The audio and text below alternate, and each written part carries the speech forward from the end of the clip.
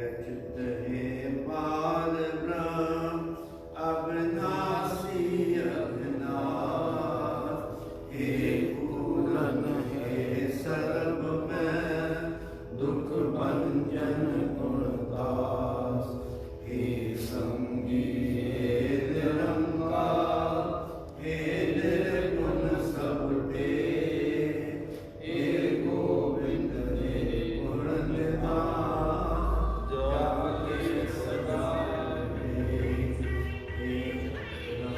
हर हर हरे है भी हो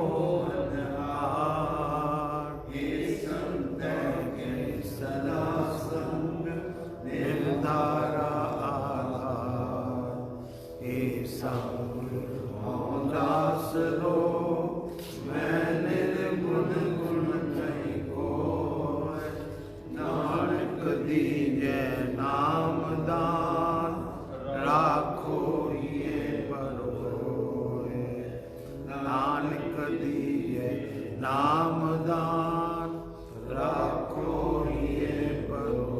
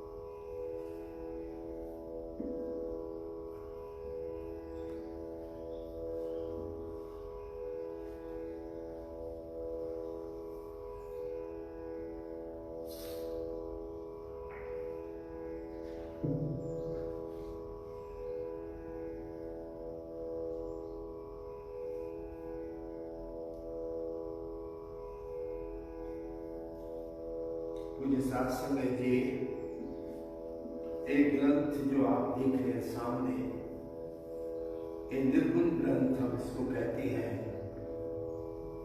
जो मेरे पिता दादा चिराम जी ने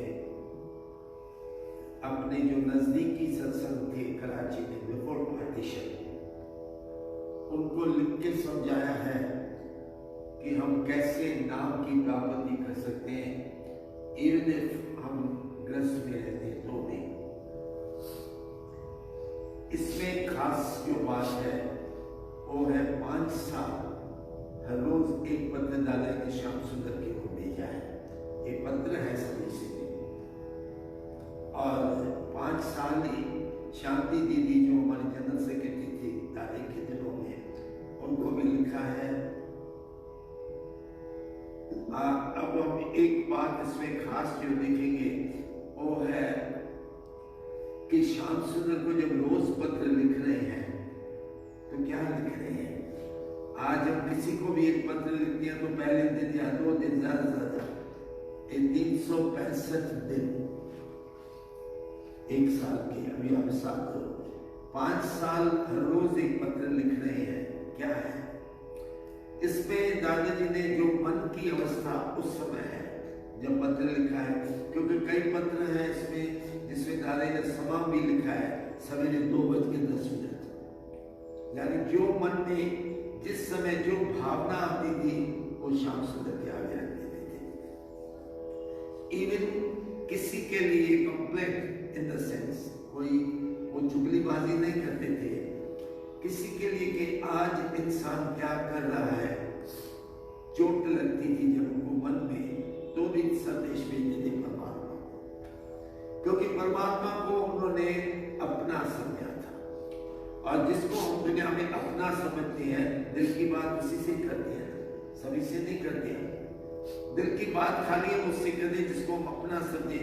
तो दादाजी ने श्याम सुंदर को अपना जब समझा जिस समय विचार आया उस समय पत्र लिख दिया, संदेश भेज दिया। तो इसमें आप देखेंगे अलग अलग बातें दादा ने समझाई है हम सबको थ्रू राइटिंग टू श्याम सुंदर। कईयों ने सवाल पूछा था पंजाब में दादा से कि आपके गुरु कौन है? दादा का गुरु ग्रंथ साहब या गुरु नानक? ध्यान दो जी, तो ध्यान दो, ये बात, एक चीज आपको कहीं नहीं दुनिया में मिलेगी। दादाजी से सवाल पूछा गया आपके गुरु कौन है? दादा ने कहा गुरु ग्रंथ साहब या गुरु नानक, जो समझो, हमारे लिए एक ही बात है, ठीक है। और आपके इष्ट कौन है? दादा का श्याम सुंदर, क्योंकि श्याम सुंदर कृष्ण जो है वो किसके अवतार है? कोई बता सकेगा? विष्णु हिमसेल्फ इज परमात्मा। देखो परमात्मा कोई हस्ती नहीं है, हाँ? परमात्मा का न रूप है न रंग है, कुछ भी नहीं है, लेकिन ये तीन रिप्रेजेंटेटिव्स जो है परमात्मा के, उनमें जब जो बीच वाला है विष्णु, ब्रह्मा विष्णु और शिव, उसको है कभी भी अगर इस पृथ्वी के ऊपर पाप बढ़ गए हैं तो वो अवतार ले आती है। तो कृष्ण अवतार उन्हीं का ही है। तो दादाजी उनसे जब बात करते हैं तो खाली उनकी तरफ नहीं है। अब आज जो मैं पत्र मेरे सामने आया मैं ले रहा हूं, मैं सिंधी में पत्र है, आप ज्यादा सिंधी बैठे हैं समझना, फिर उस पर बैठ के विचार करेंगे। 16/11/1945 16 नवंबर 1945 मुंहिंजा शाम गुरु ही हिन जीव खे वैरागी बनाई दो, छो जो गुरु पाण ही वैरागी त्यागी आए। मन में चाव उत्पन्न करण ऐं संसार पासे वैराग जी वृद्धि आणण लाइ सतगुरु ही समर्थ आहे। गुरु बिना गत ही काने, पर केतिरा न पुष्य ऐं स्त्रियों गुरु करे बि गत नथा पाइनि छो? सो क्वेश्चन मार्क छो? या त गुरु लायक कीने या पान गुरु जा उपदेश नथा कमाई, नत गत न पाए नामुमकिन है। समझे ना? को विरलो सतगुरु जे पद ते पहुतल आहे, को विरलो सतगुरु जी चाकरी जे पद ते पहुतल आहे। बाकी संसार त देखा देखी में अटकी वेही थो बदंदो वञे थो बदंदो आखिरी पैरा पर मिठा, जिनजे मस्तक ते अॻे ई अहिड़ो भाग लिखियल आहे से था सतगुरु पाए। ऐं सतगुरु भेटे वैरागी आशिक बनिए जो दास निर्मल। सबसे पहले इसमें हम एक बात देखेंगे, जब हम किसी को पत्र लिखते हैं तो ऊपर लिखते my dear so and so, हमें जब प्यारा लिखा था, और आखिर में योर सिंसियरली या योर फेथफुली। दादा के स्वीकार में जाशा पहले तुम मेरे हो, ये न कहना दादा जी का मतलब था खाली मेरे है, यानी एक एक को ये समझना है कि परमात्मा मेरा है। जब तक मेरा नहीं समझा तो मुझसे क्या पूछ सकेंगे? जिसको हम संसार के अंदर अपना समझते हैं, अपने मन की वृथा उसी के सामने रखते हैं ना। दादाजी ने इस पत्र में जो हमें समझाया है तथ्य क्या है मैं बताऊं कि सतगुरु के समय कोई नहीं कुछ प्राप्ति कर सकता है, परमात्मा की प्राप्ति कोई नहीं। जो आज रामचंद्र जी को लो, कृष्ण भगवान को सबने अपना गुरु किया, ये तो मानते हैं हम, अगर आपने पढ़ा है। रामचंद्र जी ने भी गुरु से शिक्षा ली है, बिन गुर ज्ञान न हो, गुरु साहब की वाणी है। ज्ञान का बंधा बन रहे, कहते जैसे मन को बांधना है ज्ञान के द्वारा, लेकिन वो कैसे बांधे? गुरु बिन ज्ञान, ज्ञान देने वाला कौन है? गुरु। समझे ना आप? तो दादा इस पत्र में कोई बता रहे हैं कि गुरु के समय कोई गत नहीं है। हाँ, अब गुरु कैसा हो? आज तो सभी गुरु बन बैठे जो सच्चे संसार के अंदर। हाँ, मैं आपको इधर एक वार्ता दूंगा श्री गुरु तेग बहादुर साहब की साथी से। भाई मक्खन शाह एक बड़ा व्यापारी था। वो एक देश से दूसरे देश तक अपना जहाज उसका था अपना, वो भर के आता था सामान, इसको इंपोर्ट करे कुछ भी करे और आकर इधर बेचता था। तो जब वो आ रहा था परदेश से तो बीच में आंधी आई, तूफान आया, समुद्र हिलने लगा। आप जानते हैं जब आंधी आती है, इसके मन में आया एक क्या, इधर तो करोड़ों का माल भरा पड़ा है मेरे इसमें शिप में, और एक क्या हो जाए। तो हाथ जोड़ के प्रार्थना की परमात्मा के आगे। देखो एक बात याद रखना, कभी भी दुख अगर आपको सच्चा दुख है तो जाओ प्रभु के पास, इधर उधर न भटकना। हम भटकते हैं कभी इसके पास, कभी वो मेरी मदद करेगा, कोई मदद करने वाला नहीं है कोई भी। गुरु कहते को का हो को ना है, कोई किसी का नहीं है। तो मक्खन शाह ने हृदय से पुकारा परमात्मा को और कहा तू मेरी रक्षा कर, कोई मुझे ऐसा गुरु बता जो मुझे तुझ तक पहुंचा सके। भगत है, पूर्ण भगत है। तो जब ये प्रार्थना निकली तो अब परमात्मा भी कभी कभी अजीब परीक्षा लेता है, उसके मन में डाल दिया तू क्या देगा, तूने तो परमात्मा से मदद मांगी। गुरु कह रहे तन मन काट सब अर्पी, सब कुछ देना है। तो उसने क्या कहा मेरा अगर एक बच गया जहाज और सामान तो मैं 200 मोहरे, उन दिनों में मोहरे चलती थी सोने की चांदी की, तो मैं 200 मोहरे तेरे आगे रखूंगा। ठीक है, चलो परमात्मा ने पुकार सुनी, उसका जहाज किनारे पहुंच गया। अब मन में आया मैंने गुरु से या प्रभु से एक वचन उसको दिया है, अब मैं ढूंढूं कौन है मेरा गुरु, यानी सतगुरु। यानी गुरु ने सतगुरु, सच्चा गुरु कौन है। इधर उधर भटकने लगा, ए से पूछा, बी से पूछा, किसी का बकाले में, पंजाब में बकाले में बाबा है, वही सच्चे गुरु है। अब जब दुनिया को पता चला कि बकाले का नाम भी 200 मोहरे सभी को दिखाई दी सामने, विजुअलाइज करने लगे। तो जो झूठ में भी गुरु थे, जो अपने आप को गुरु कहलाते थे, आज भी हैं, लेकिन उन दिनों में थे, वो बकाले में सब बैठ गए। जैसे एक बाजार बन गया और बाहर एक विशेष खड़े कर दिए, ऐसे कोई आए उसको कहना गुरु जी अंदर है। ठीक है, मक्खन शाह आए, बाहर एक खड़े थे, उनके जो भी कहो उनको, उन्होंने कहा ये गुरु इधर है, आपके मन में कुछ वृथा है उनके सामने गए। उस वहां क्या किया, मथा टेकने के समय सोने की 2 मोहरें ध्यान रखना वो रख दी चरणों में, और बड़ी को गुरु जा आशीष करने लगा। लालच है, सीधी बात है।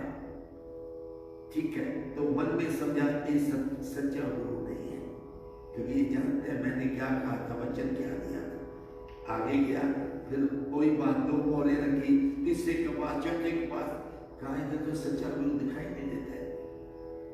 जब ये सब खत्म हो गई मार्केट मानो, तो एक भाई से सवाल किया इधर और कोई है जो सच्चा तपस्वी और सच्चा गुरु।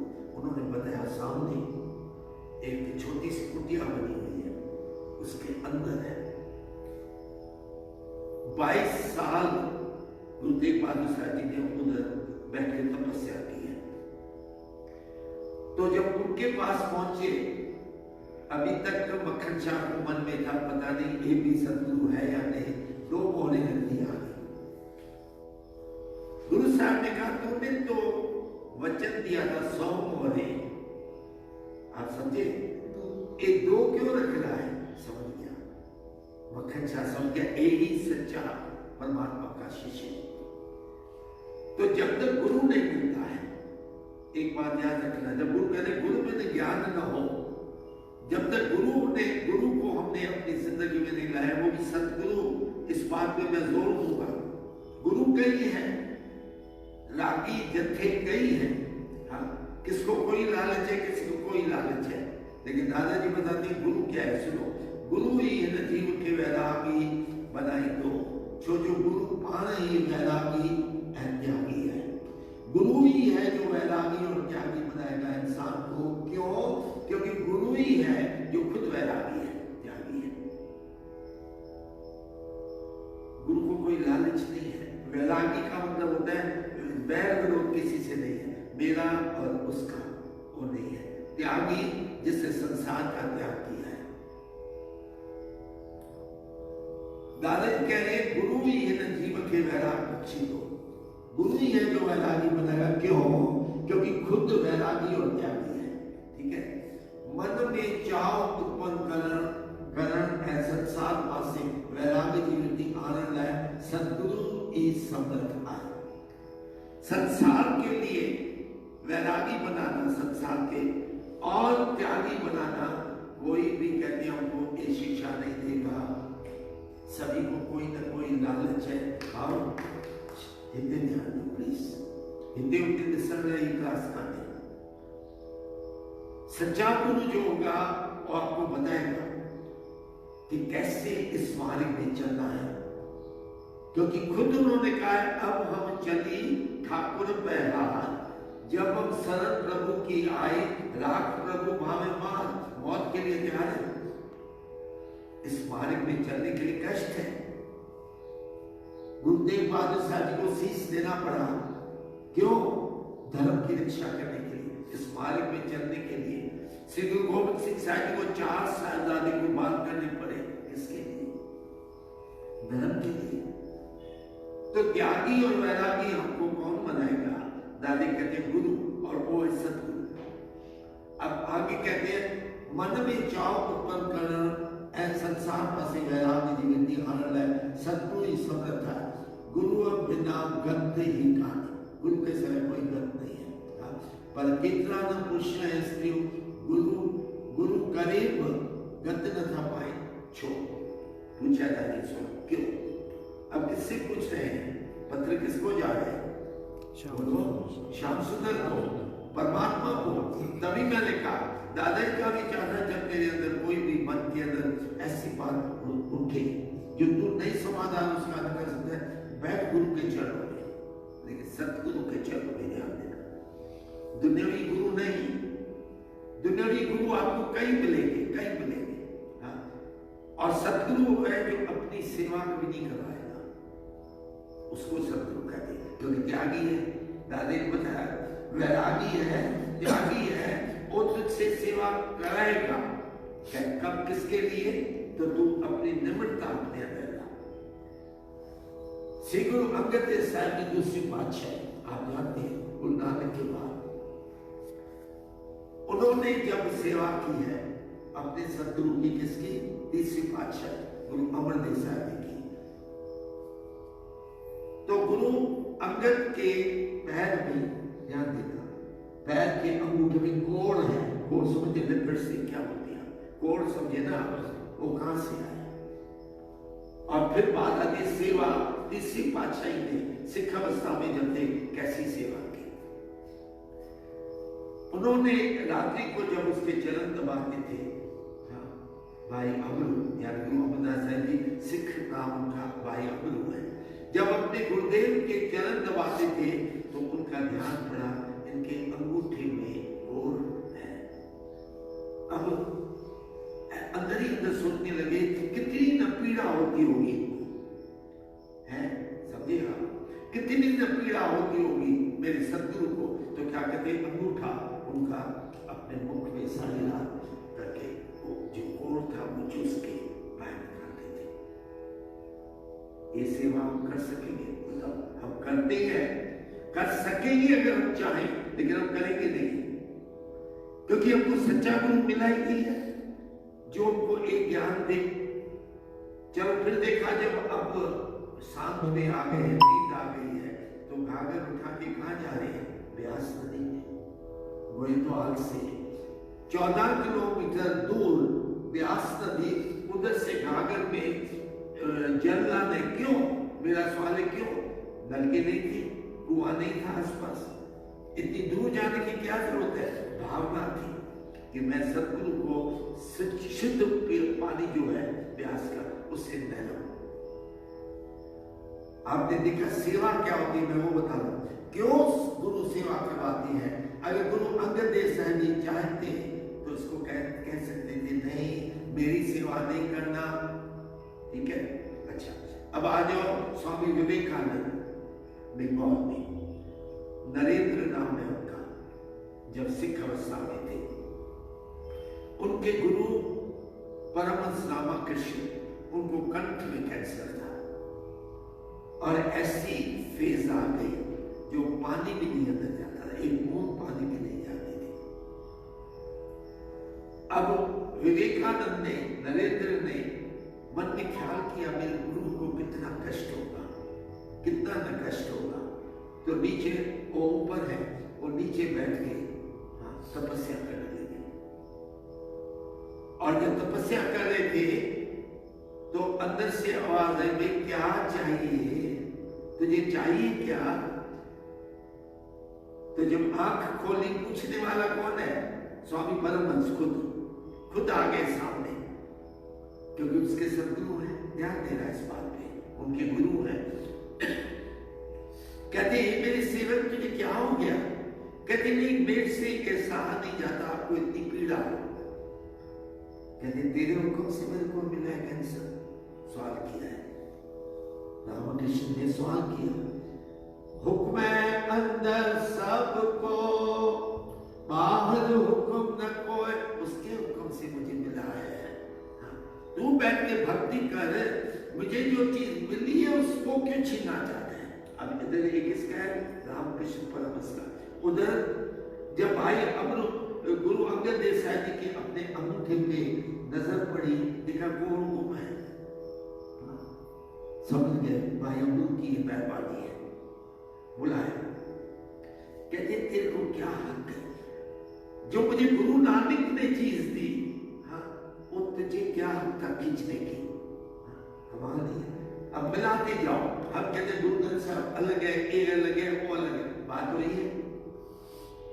उधर स्वामी जी पूछ रहे हैं मेरे परमात्मा ने मुझे कंठ में कैंसर दी है, तू क्यों चाहते है दूर हो जाए? उसकी देन तू दूर लेना चाहता है? और एक सवाल भाई अबू से अंदर दे और अंदर ही अंदर रोने लगे कि गुरु नानक की देन है। आप जानते हैं कैसे देन मिली हो? जब गद्दी से किया, गुरु अंगद देव साहब जी को गद्दी पे जब बिठाया, क्योंकि पहली बार है जो एक गद्दी आगे चल रही है, तो मुख से निकल गया भाई लहरी के मुख से, जब 5 पैसे और नारियल लेके 4 परिक्रमा गुरु नानक ने लगाई उसके चारों तरफ, और आखिर में क्या किया, वो पैसे और नारियल रखे चरणों में शीश अपना झुकाया, भाई लहरी के मुख से निकला। इसमें कोड़ नहीं लग जाता है मेरे पैरों पे, जहां मेरे गुरु का शीश झुकता है। मेरे परमेश्वर है गुरु, उनका शीश मेरे चरणों पे झुकता है। गुरु नानक ने एक हाथ मेरे सर पे रखा, उसके दूसरा मुख पे, न बोलना। एक क्यों रखा सर पे? थोड़ा निशान देना ही पड़ेगा, क्योंकि अब क्या बैठा है वो तो गुरु की गद्दी है, और जो मांगे ठाकुर अपने दे सोई दे, तूने जो मांगा वो तो मिलेगा, लेकिन निशान दे दी। अब गुरु अंगद देव साहब जी अमर को कहते तुझे क्या था मेरे गुरु की देन जो थी वो छीनने की? ए है सतगुरु। आप समझे, जो शब्द ये चल रहे हैं, चिट्ठी चल रही है, सतगुरु कौन है? जो वैरागी और त्यागी है। आज के गुरु क्या कहेंगे? सिख को आओ मेरी टांगे दबाओ, मेरे टांगों में बड़ा दर्द है, ठीक है। गुरु कभी, जो सतगुरु है, कभी नहीं कहेगा। सिख का फर्ज हो जाता है कि सेवा करना। गुरु नहीं बुलाएगा तुझे, अगर गुरु बुलाता है मान लेना, वो सतगुरु नहीं है, सीधी बात है, वो गुरु हो ही नहीं सकता। गुरु ने कभी अपनी सेवा नहीं करवाई, कभी भी नहीं, कभी भी नहीं। गुरु ने उपदेश दिया, तन मन काट काट सब अर्पी, अपने सतगुरु के आगे तन मन सब काट काट के दे दी। और फिर वो जैसे चलाए, फिर उसके भाने पे तुझे चलना है। फिर जे सुख दे तो तुझे आराधी, दुख भी तुझे दे आए। जे भूख दे तो इत ही राजा, मुझे भूखा रखे 4-5 दिन, बोलना नहीं मैं भूखा हूं, इत ही राजा है, मैं रजा हूं। और सबसे उत्तम बात, दुख विच सुख मना। परमात्मा तुझे दुख दे कोई तो कहना शुक्र है परमात्मा, उसका प्रसाद समझना, उसको प्रसाद समझना। क्योंकि गुरु कह रहे दुख दारू सुख लोक भया। दुख अगर आता है तो दारू है दवाई। मेरे को कोई अगर दुख लगा तो परमात्मा का नाम दारू है, और दुख को जो मिला वो दवाई है। क्योंकि हो सकता था इससे बड़ा तेरे ऊपर दुख आता, हाँ, तो एक दवाई परमात्मा ने दे दी, आगे न बढ़े। और सुख दुख दारू सुख रोग भया। सुख मांगेंगे परमात्मा देगा, क्योंकि गुरु के वचन है जो मांगे ठाकुर अपने दे। ठीक है, सुख मांगेंगे तो वो देगा, लेकिन साथ में क्या देगा? रोग। सुख रोग भया। अब हमको सोचा, हम तो बड़ा अपने आप को एजुकेटेड कहते हैं ना, बड़े लिखे पढ़े हैं हम। अब दुख क्या चाहिए? दुख अच्छा था या रोग अच्छा था? रोग का मतलब आप सब सभी जानते हैं। अगर दारू बन के मुझे दुख दिया, दवाई समझ के मुझे परमात्मा ने दुख दिया, तो वो प्रभु तेरा शुक्र है, इसमें भी भलाई है मेरी, इसमें भी मेरी भलाई है। हम घबरा जाते हैं, घबरा जाते हैं। मैं आपको एक और वाक्य अपनी जिंदगी से बताऊं। मैं कुवैत में 10 साल मैंने बिजनेस किया है, बहुत ऊंची स्केल पे। तो परचेज हम करते थे बाहर सारी दुनिया से। तो एक बार मैं गया एथेंस ग्रीस में, नहीं पीछे मैं था इंग्लैंड में, उधर से वापस आ रहा था कुवैत में। तो एथेंस ग्रीस का कैपिटल, जहाज मैंने उधर उतरा। फिर जब एथेंस से चला तो 7 या 8 घंटे का फ्लाइट था, और बीच में समुद्र है। तो थोड़ा आगे जहाज चला, ऊपर जब पहुंचा तो 3 या 4 फुट बम्प हुआ। आप समझे क्या हुआ? हवा तेज चल रही थी, ऐसे जहाज नीचे हुआ। अब आप समझते हो सबकी क्या हालत हुई होगी। मैं बीच में बैठा हूं, इस तरफ एक अंग्रेज बैठा है, इस तरफ मुसलमान बैठा है। सभी के मुंह से निकला, मेरे मुंह से निकला, हे राम। उस टाइम हमको परमात्मा याद आता है ना। इसने कहा ओ गॉड, इसने कहा अल्लाह। बात तो वही है, लेकिन किसको याद किया? दुख के समय परमात्मा को याद किया ना। हमको कोई दुख लगे, हम स्त्री को बुलाएंगे, बेटे को बुलाएंगे, भाई मुझे एक तकलीफ है, कुछ नहीं मिलना है, याद रखना कुछ भी नहीं मिलेगा, टेम्पररी मिलेगा तुझे। हमारे एक डॉक्टर जो फैमिली डॉक्टर थे दिल्ली में, उनके पास एक ऊपर बोर्ड सा लगा हुआ था। तो मैंने पूछा ये बोर्ड क्यों लगा है? कहते देखो डॉक्टर अपनी पूरी कोशिश करता है मरीज की मैं दवाई करूं और मरीज ठीक हो जाए, ठीक है। और जब मैं देखता हूं नहीं हो रहा है तो मैं क्या कहता हूं, परमात्मा ठीक करेगा। समझिए? तो ठीक करने वाला कौन है? परमात्मा। तो पहले ही क्यों नहीं परमात्मा के पास चले जाते हैं कि हे प्रभु मुझे एक दुख है। अगर सच्ची भावना है तो तेरा दुख मिटाने वाला कोई है, इंसान के बस की बात नहीं है। दादाजी कहते हैं पर कितना पुरुष है स्त्रियों गुरु करे वो गत न था पाए। क्यों? कहते कई है जिन्होंने गुरु धारण किया है, कई है आप जानते हैं धारण किया है, लेकिन फिर भी उनके गत वो गत नहीं पा सकते। कौन सी गत? परमात्मा की, वो नहीं पा सकते। क्यों? दादा ये सवाल किया क्यों? आगे कहते हैं या तो गुरु लायक ही नहीं, या तो गुरु लायक नहीं है यानी सतगुरु नहीं है, या मान गुरु उपदेश तथा कमाई। या तो जो सिख है वो जो गुरु उपदेश दे रहा है उसकी कमाई नहीं कर रहा है, गत न पाए नामुमकिन है। अगर उपदेश हम कमाते हैं प्रभु के, हाँ, और अगर गुरु मेरा सच्चा सदगुरु है, यानी नाम जिससे मैंने लिया है, तो दादे कहते हैं वो गत पानी न पानी नामुमकिन है, यानी मिलेगी। अगर तेरा सदगुरु ठीक है तो गुरु क्या करता है, परमात्मा से मिलाप करता है। वाणी में आता है हर दरगाह का बसीत, गुरु के लिए बसीत कहते हैं वकील को, हर लॉयर कहते हैं। जो गुरु है वो वकील है, किस दरबार में, हरि के दरबार में। हरि जज है। अब आप थोड़ा रियलाइज करो, हरि जज बैठा है कुर्सी पे, हाँ, वकालत करने वाला नीचे खड़ा है, हाँ, और जो जिसकी वकालत कर रहे वो कचहरी में खड़ा है। ठीक है, समझे आप। अब गुरु कहते हैं गुरु जो है वो हर दरगाह का बसी, हरि की दरगाह का वकील है। वो कहते हैं मेरा सिख कसूर है या नहीं है, आप तो जानते हैं, हम उस डिटेल्स में नहीं जाएंगे। तो जज पूछता है कि तू इसकी वकालत कर रहा है, क्या बात है, गुरु से पूछता है परमात्मा। तो क्या जवाब देते,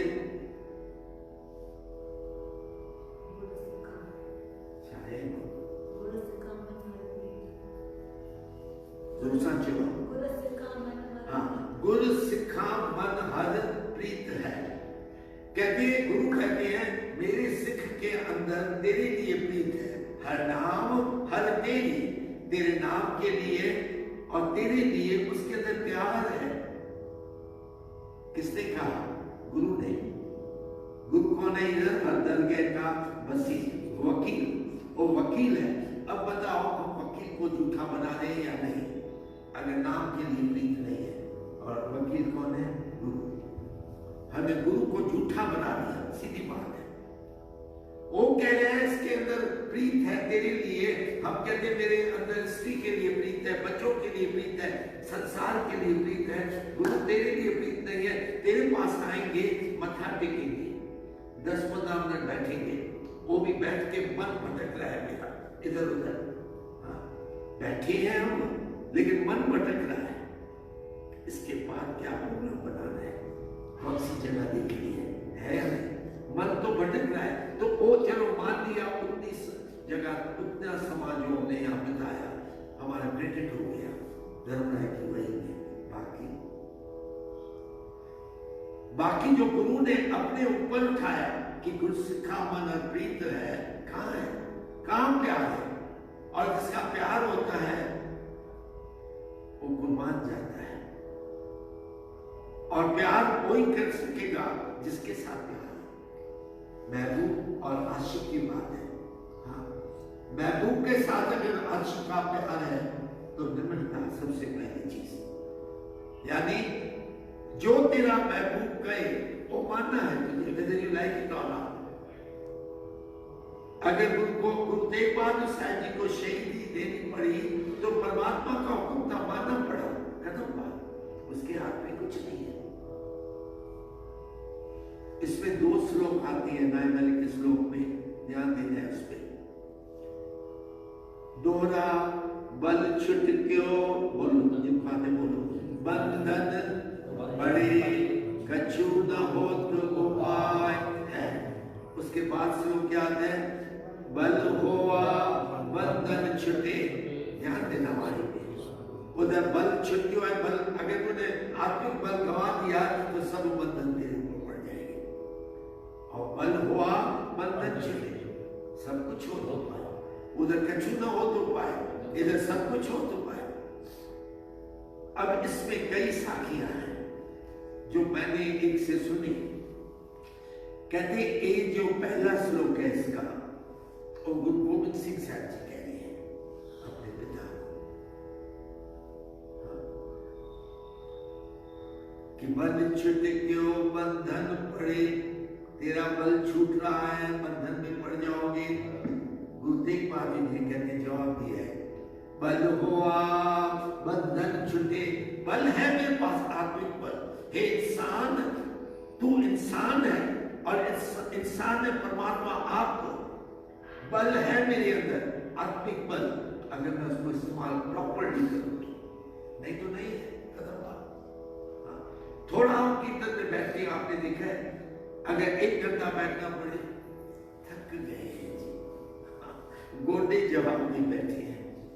वो तो गुरु कहते हैं नैनो नीर बहे तन खीना वृत अवस्था, बहे केस दुधवानी रूठा कंठ शब्द नहीं उचरे, अब क्या करे उस समय मैं सोचूंगा अब टाइम है परमात्मा के पास जाने का, क्योंकि काल दिखाई दे रहा है सामने, अब मौत दिखाई दे रहा है सामने, तो डरते हैं ना फिर परमात्मा को याद करें।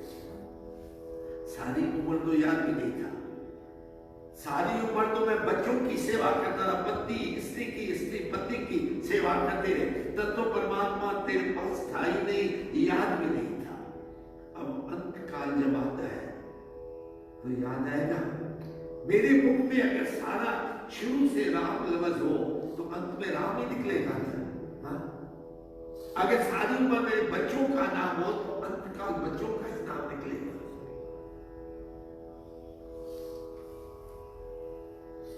तो जब तक दादाजी कहते सद्गुरु न मिला, जो वैरागी है त्यागी है, तब तक तू वैरागी नहीं बनेगा। और जब तक सद्गुरु नहीं मिला, नहीं जब अगर गुरु मिल भी गया तो या तो गुरु में कमी है या मैं उसके उपदेश प्रॉपर्ली नहीं कमा रहा। एक बात बनाओ, दोनों तो ठीक नहीं हो सकती, या गुरु सच्चा नहीं है। और दादा ने एक पत्र में लिखा है सद्गुरु वो है जिसने परमात्मा को पहचाना है, जो परमात्मा के लक्षण है वही सद्गुरु के लक्षण है। सद्गुरु है ब्रह्म ज्ञानी, ध्यान देना। सुखमनी साहिब में गुरु अर्जन देव साहब जी कहते हैं मन साचा मुख साचा सोए अवर न पेखे एक कस्मिन कोय नानक किसके ब्रह्म ज्ञानी। नानक ये लक्षण ब्रह्म ज्ञानी, ब्रह्म ज्ञानी और संत की बात है, गुरु है गुरु। कहते हैं जिसका मन सच्चा है, मुख सच्चा है, यानी मन में जो विचार आते हैं वो सच्चे हैं, मुख से जो उच्चारण करता है वो सच्चा है। और अवर न पेख है, सवाल परमात्मा में कोई कुछ दिखाई नहीं देता है। अब ये तो नहीं हो कहेंगे आंखें हैं कुछ दिखाई नहीं दे रहा ना, इसमें उसमें उसमें सबको सब में परमात्मा दिखाई देता है।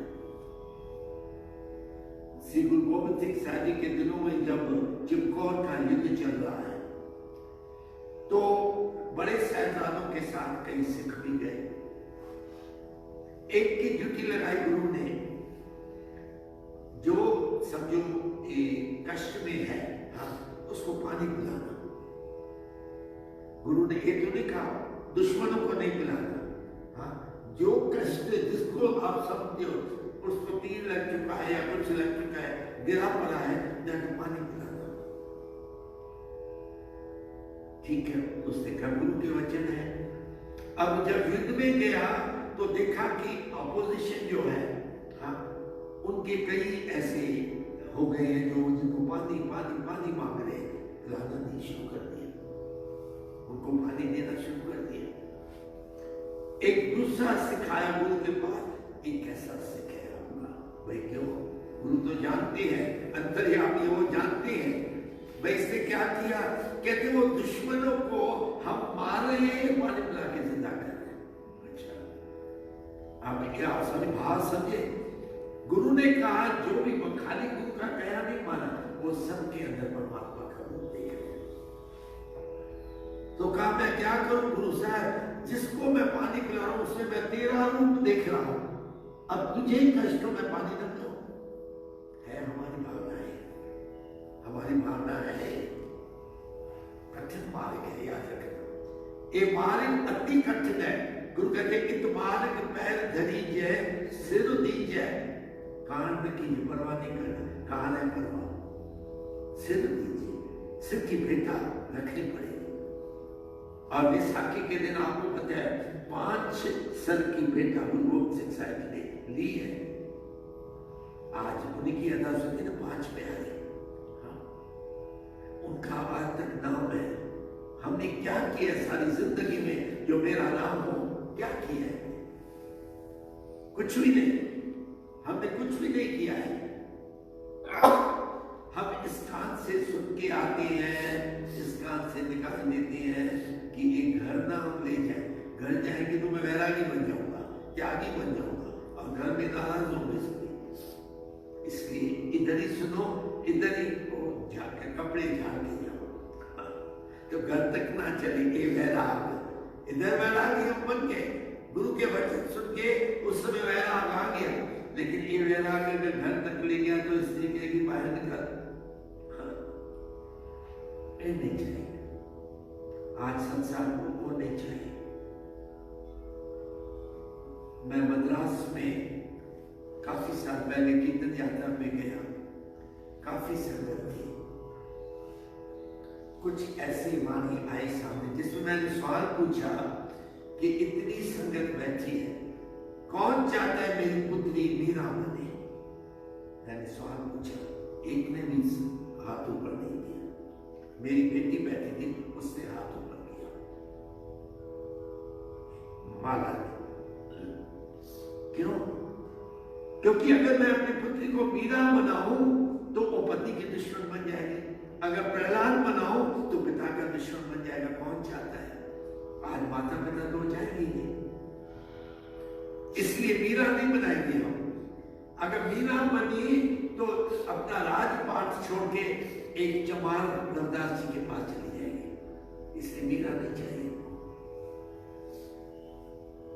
ये सच है। गुरु के वचन हम सुनते, दादा कहते हैं हम नहीं पहुंच सकते उस गत पे, क्योंकि उनका उपदेश हम नहीं कमाते हैं। उनका उपदेश क्या है कि सब कुछ त्याग के तू क्या कह, घर बाहर तेरा भरवासा, उसके भरोसे पे छोड़ घर को। लेकिन मेरा विश्वास ही नहीं है। गुरु रहरास साहब में हमको याद दिलाते हैं, सैल पत्थर में जंतु पाए, पढ़ते हैं नाम रहरास, ताका रिज़्क आगे कर दे। पहाड़ों के ऊपर चोटियों पे भी बड़े बड़े पत्थर हैं, कहते मौका मिले उठा कर दे, उसके अंदर जीव जंतु है, उनकी पालना कौन कर रहा है? इंसान। जो तुझे फिक्र है अपने बच्चों का, उनकी पालना कौन कर रहा है? पत्थरों के नीचे। और उद आवेश है कोसा, दूसरा भी श्लोक है। चिड़िया माता समय को सुर जाती है, सवेरे निकल के पीछे 5-6 बछड़े चले, घोंसले में अपने बच्चों को छोड़ के आए। सारा दिन कट गया। अब दूसरे दिन एक और दिन लगेगा वापस आने में। 2 रातें 2 दिन पूरे बीत गए। अब गुरु का सवाल है, दिन कौन खिलावे, कौन चुगावे चोट से, कौन है को खिलाने वाला, और क्यों खिलाया? सवाल बड़ा है, क्यों खिलाया? खिलाया तो परमात्मा ने किसी के द्वारा, ठीक है, लेकिन क्यों? क्योंकि मन में सिमरन किया। उस माता ने पेड़ में बैठ के रात को सिमरन किया कि तेरे भरोसे मैं लाऊंगा। परमात्मा अपने बच्चों को तेरे भरोसे में छोड़ के आई। बात कर, अब तू संभाल। I will go to the extent, आप घर छोड़ो, बर्तन मांजने परमात्मा आएगा, याद रखना। बर्तन भी मांजने को वो आएगा, लेकिन नहीं जी कैसे हो सकता है, मेरे बच्चे उनकी कौन सेवा कर? बस हम अटके पड़े हैं। वैराग कहां से आए? त्याग और वैराग डाले तो 2 बातें कर रही है, वैराग और त्याग। वो तो आएगी से तामे घर में। कहते को विरलो सतगुरु जे पद ते पहुंच लाए। अब दादे ने मैंने बताया, गुरु तो कईयों ने किया है, लेकिन वो गत नहीं पा सकते हैं। कारण बताया, या तो गुरु सतगुरु नहीं है, या तो उसके उपदेशों की हम कमाई नहीं करते। अब कहते हैं को विरलो सतगुरु जे पद ते पहुंच लाए। कोई विरले कोटक मैदानिक को कोई विरला है जो सतगुरु के पद पे पहुंचा हुआ है। को विरलो सतगुरु जे चाकरी जे पद ते पहुंचल है, वो भी विरला है। कोई भाई प्रभु है, भाई लहरा है, कोई विरला है जो उसकी चाकरी प्रॉपर वे में कर सके। आपको उदाहरण मैंने दिया। बाकी संसार तो देखा देखी में अटकी वही तो बने तो उधर दो। देखा देखी हम कर लिए, उसने ऐसे किया मैं भी करूं, उसने ऐसे किया मैं भी करूं। कहते डूबी जा रहे हैं इंसान, इसके अंदर डूबी जा रहे हैं दुनिया की बातें सुन के। और जब तक मैं मन से सबको न निकालू परमात्मा नहीं आएगा, याद रखना। एक तुरंत संत थे अमृतसर के, निर्मल स्वामी, सुखमनी में कहते थे ही वॉज अथॉरिटी। उनके शिष्य वो हमारे निष्ठाओं दिल्ली में आए, प्रवचन कर रहे थे। उन्होंने एक ऐसी सुंदर बात बताई, मेरे अंदर चुभ गई ऐसी। कहते हैं इंसान तेरे पास कितने दिल हैं, कितने हैं हमारे पास दिल? एक पक्का। हाँ। कहते लेकिन बैठने वाले दो हैं। दिल मानो चेयर कुर्सी है, बैठने वाले दो हैं। कौन? एक चिंता, एक चिंतन। चिंता दुनिया की, कुटुंब परिवार की, चिंतन परमात्मा का सिमरन। कहते किसको बिठाओ? यू लो, ये तेरा फैसला है, तू किसको बिठाना चाहते हैं उसमें? हृदय में चिंता को या चिंतन को? गुरु कहते चिंत भवन मन पढ़ो हमारा। मेरा एक भवन जो है, ये जो मेरा दिमाग है, मेरा सर चिंताओं से भरा पड़ा है, तो फिर चिंतन कहां से आएगा? एक चीज को पकड़ना है। गुरु कहते संयोग वियोग द्विकार, मतलब दो रास्ते। कहा है रास्ते, कितने रास्ते हैं? दो। संयोग वियोग द्विकार चलावे लेके आवे बात, जो तुझे समझ आती है। संयोग के मार्ग में उन्होंने पकड़ा तो संयोग है मिलाप होगा परमात्मा से, वियोग तो माया से निश्चित मिलाप है, परमात्मा से हम दूर हो जाएंगे। कोविलो सतगुरु जी पद्धति पौधल आए, कोविलो सतगुरु जी चाकरी जी पद्धति पौधल आए। बाकी संसार तक देखा देखी में अटकी वने तो उड़ दो। आखिर पैरा में डालेंगे पर मिठा ओ माय स्वीट फ्लावर। जिनके मस्तक पे अगे एरो भाग लिखल आए, सही था सतगुरु पाए। समझे आप? जिसके मस्तक में प्रारंभ में परमात्मा ने लिख दिया है सतगुरु का मेला, कोई बात नहीं। अब इसको अगर मैं थोड़ा डिफरेंट देते लूंगा, फिर हम क्या कहेंगे? क्या करें, मेरे भाग में ही नहीं है, एक एक्सक्यूज बन जाते हैं। क्या करे भाई, भाग में जब होगा तब आएंगे। भाग तेरा कब बनेगा? भाग बनाने वाला इंसान खुद है और कोई नहीं है, याद रखना। तेरे कर्म भाग बनाते हैं। चलो जो बीत गया बीत गया, अभी तो इसके बाद हम अच्छे कर्म करें तो अगले जन्म अगर दिया परमात्मा बारिश मेरे भाग को अच्छे बने। लेकिन वो नहीं समझ आती अभी तक हमको। हम कर्म करने, अच्छे कर्म करने चाहिए, सात्विक कर्म होने चाहिए। एक कहते हैं सात्विकता, आप समझते हैं, पाठ पूजा आदि सब।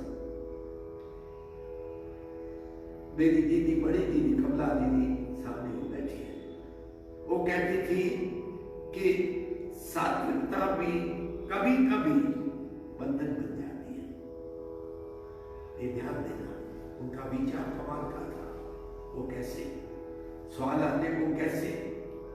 वो कहती थी समझो आप यहाँ बैठे हैं, हाँ, शाम का समय है, आपको पता है 6 बजे इसका पाठ मैंने करना ही करना है।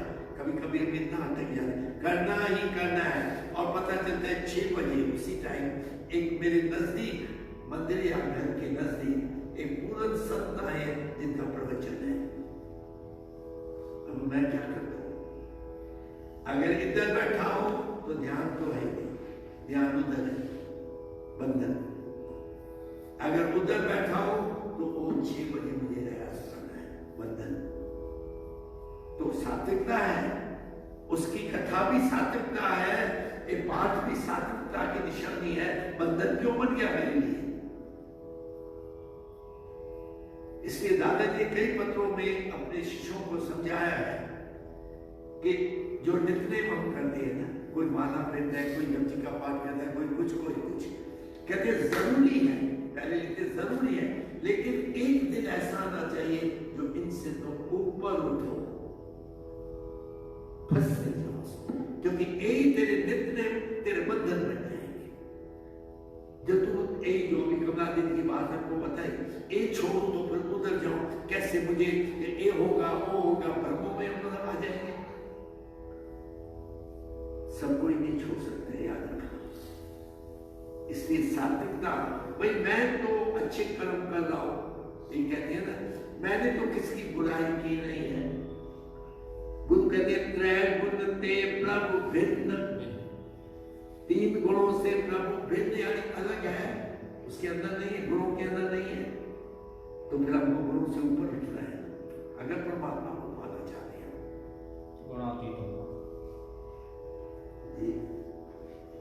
तो एक चीज आप याद रखना, दादा ने जो कहा, पर मिठा जिनके मस्तक ते अगेई एरो भाग लिखला है, सही था सदगुरु पाए, ऐसा गुरु भेजे वैरागी आशीर्वाद। तो भाग मेरे हाथ में है, यानी अपने हाथ में है, भाग सब मेरे हाथ में है। प्रारब्ध को मैं लिखता हूं। गुरु अर्जन देसाई जी के स्त्री ने जब कहा मुझे सुपुत्र चाहिए, तो गुरु अर्जन देसाई जी ने इधर नजर पड़ी स्त्री के, कहा तेरे भाग में तो है ही नहीं पुत्र। कहा आप साखी पढ़ो तो समझेंगे। कहा तेरे प्रारब्ध में पुत्र है ही नहीं। माता गंगा ने कहा आप तो सदगुरु हैं, आप तो गुरु नानक की गद्दी पे हैं, आप भी नहीं दे सकेंगे। प्रारब्ध की बात चल रही, ध्यान देना। तो क्या करूं, मुझे पुत्र चाहिए, कैसे भी। तब उन्होंने सलाह दी, जिनके चोले रतने प्यारे कंत तिना के पास, जिसके पास कंत परमात्मा है उसके पास जा। कौन? बाबा बुढ़ा, संत बाबा बुढ़ा। अगर वो चाहे तेरे प्रारब्ध को बदल सकता है।